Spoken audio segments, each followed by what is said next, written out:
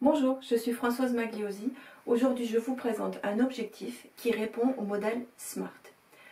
Alors, prenons par exemple quelqu'un qui souhaite perdre du poids, maigrir. Si on dit juste « je souhaite maigrir », eh bien, ça n'est pas très spécifique. Par contre, si on dit « je voudrais perdre 3 kilos », alors là, on est déjà sur un objectif un peu plus spécifique, le S pour spécifique. Ensuite, il faut regarder, est-ce que cet objectif est mesurable ? Dans le cas du poids, oui, si je me rends sur mon pèse-personne régulièrement, je saurai mesurer ma perte de poids.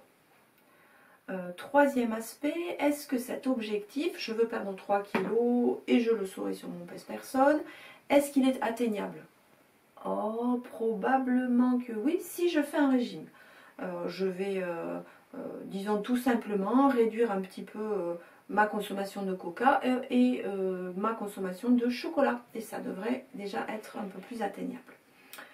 Le quatrième point, c'est est-ce que cet objectif est réaliste?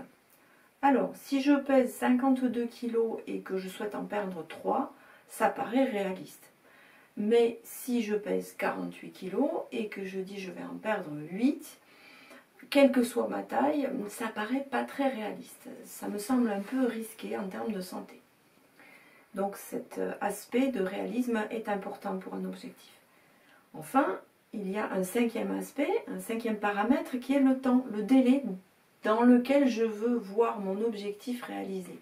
Si je dis je veux perdre 3 kg avant l'été, jusque-là, bon, on peut se dire que ça va, le temps fixé est ok. Si je dis je veux perdre 3 kg d'ici samedi prochain, bon ben c'est pas très bon comme délai, ça me paraît un peu risqué. Et enfin, le dernier aspect, c'est l'aspect écologie. Est-ce que c'est écologique pour moi de perdre 3 kg tenant compte de la situation actuelle? Alors, si je sors d'une longue maladie, eh bien non, perdre 3 kg, c'est pas très écologique pour moi, c'est pas très bon pour ma santé. Par contre, si je suis en pleine forme, ben pourquoi pas? Ça peut tout à fait être un objectif écologique.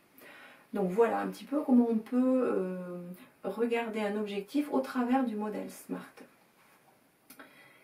Tous les objectifs que vous vous fixez devraient répondre à ce modèle SMART si vous voulez avoir les meilleures chances de réussite. Voilà, je vous remercie de m'avoir écouté. Si vous avez aimé, n'hésitez pas à partager et je vous dis à très bientôt pour une prochaine vidéo.